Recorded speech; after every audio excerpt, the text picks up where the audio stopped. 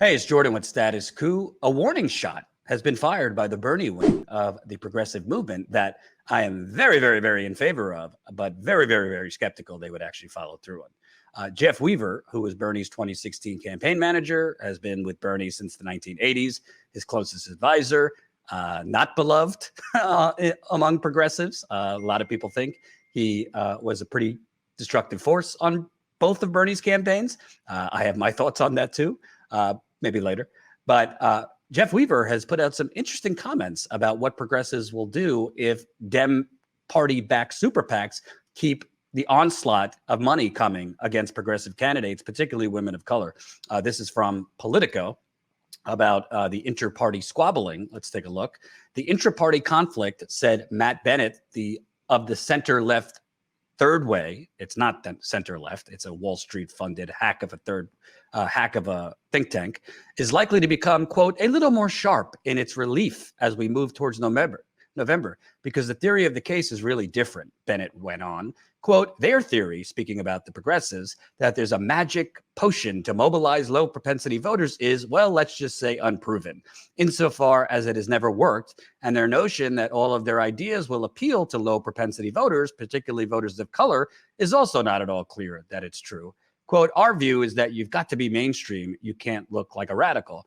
Of course, that's a bunch of bullshit. Progressive policies are the majority. Progressive policies overwhelmingly are supported by all voters, both Democrat and Republican, from healthcare to public college to climate, you name it. There is majority support for most of these policies, but hack groups and Wall Street funded corrupt groups like Third Way, aided by CNN, MSNBC, the New York Times, push the nonsense about, oh, no, people in the Rust Belt and other parts of the country, they just want broccoli and Brussels sprouts. They don't want radical change, even though all the polls show differently. I digress. Let's keep going. So to progressives, especially to progressives this year, that sounds like what Weaver called a, quote, fascinating and disgusting double cross. It was about 2 years ago that Sanders withdrew from the presidential primary. Since then, the progressive wing of the party has been almost historically well behaved. Yeah, it's been pretty pathetic. It lined up behind Joe Biden in 2020 and supported his legislative agenda once he took office. In return, progressives are getting hit with millions of dollars in outside spending. The leadership-aligned House Majority PAC went in for the moderate Democrat in Oregon, who was defeated by progressive Andrea Salinas on Tuesday. A super PAC called Mainstream Democrats is helping Cuellar ahead of his runoff next week. That is the only anti-choice Democrat right now, Henry Cuellar, who Nancy Pelosi and the entire establishment is going in on, and super PACs are flooding Texas to try and stop Jessica Cisneros in favor of this anti-choice under FBI investigation. Let me repeat, he's under FBI investigation, Democrat. So much for unity and all that jazz and women's rights, right? I digress. So in return, progressives are getting hit with millions of dollars in outside spending. The leadership-aligned House Majority PAC went in for the moderate Democrat in Oregon, who was defeated by progressive Andrea Salinas on Tuesday. A super PAC called Mainstream Democrats is helping Cuellar. By the way, Mainstream Democrats dumped in $150,000 to try and stop Nina Turner. Obviously, they were successful, along with AIPAC and other groups. The repercussions are likely to be long-lasting, both in November and in the next presidential race in 2024. Temperatures could be cooled substantially between the center and the left, Weaver said, by the corporatist wing standing down and understanding if they want to win the White House again for Democrats, they can't go spending untold millions against loyal progressive Democrats.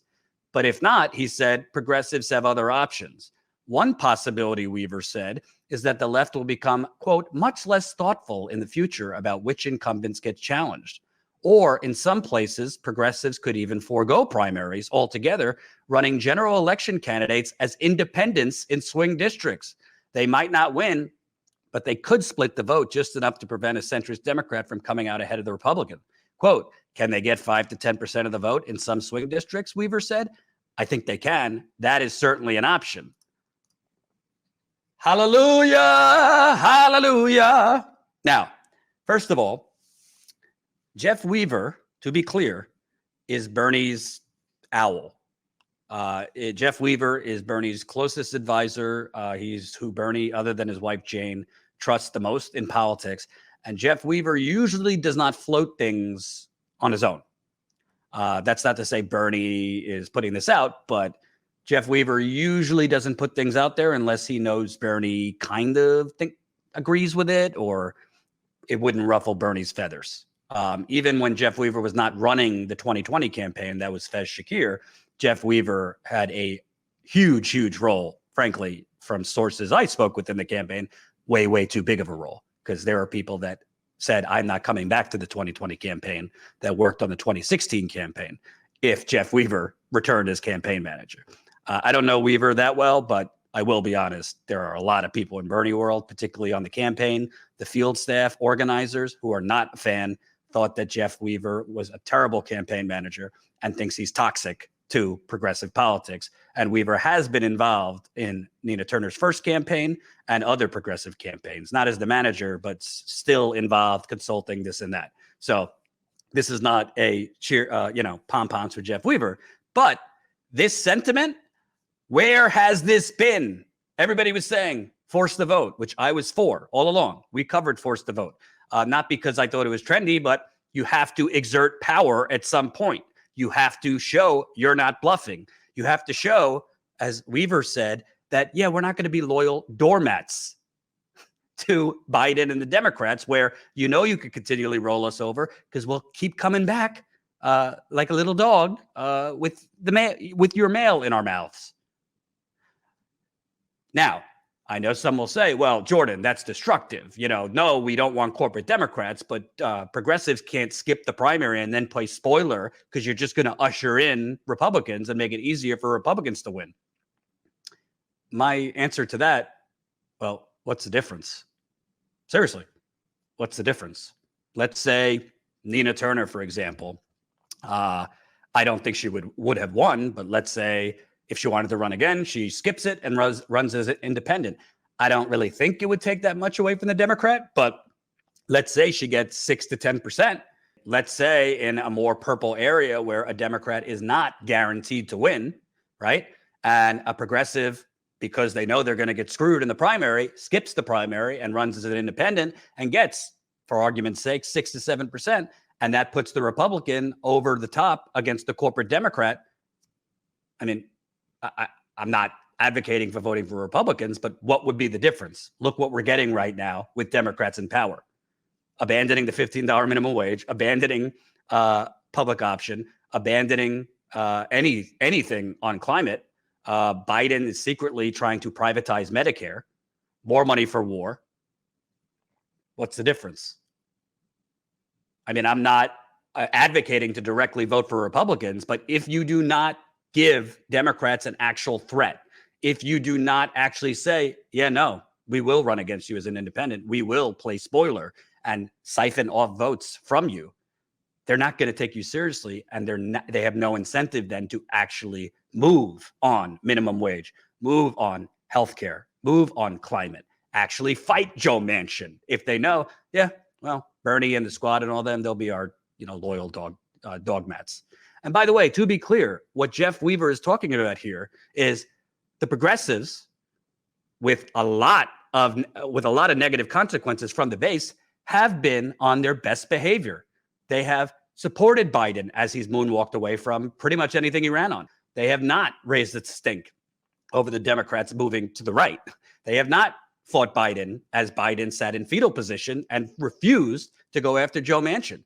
They have not fought Biden as he has shrunk and continued to not fight for the urgent, dire climate legislation we need. I mean, they have went along with Biden now on $40 billion more for Ukraine. I mean, the list goes on and on and on. So if you're going to do that and you're going to be this loyal set of doormats, you need to actually get something for it. But instead of actually getting something for it, they have been attacked. Their candidates, the progressive candidates, have been under big money assault from AIPAC, Democratic Majority for Israel, mainstream Democrat PAC, crypto billionaires, oil heiresses. And by the way, those super PACs, they're getting the bat signal from the Democratic Party to unleash the money on these progressive candidates. So you're being a loyal doormat and loyal progressive Democrats to Biden and the Democrats, you're not getting anything in terms of policy, and you are getting politically assaulted by big money, which the Democratic Party is blessing. Why wouldn't you threaten to skip the primary, run as a spoiler in the general, and do it? Again, I don't want to see a country where we're in a red wave, but if in those districts, the corporate Democrat doesn't actually stand out as much better economically or else than those Republicans that would go in, at a certain point, you have to fight. You have to exert power, and you have to send a message to the Democratic Party. Oh, no, we will block not only legislation, we'll block you from actually winning again. Do I actually think Jeff Weaver, Bernie wing would actually follow through on this? No, I do not. Am I happy that they're kind of floating it? Yeah. You have to at least signal that you're willing to walk away, that you're willing to play spoiler, that you're willing to threaten the corporate Democrats' power. Now the next step would be following through. We'll see. Thanks for watching, and make sure to tune in to Status Coup's daily live stream Monday through Thursday at 5 o'clock Eastern Time and Fridays at 4 o'clock Eastern Time.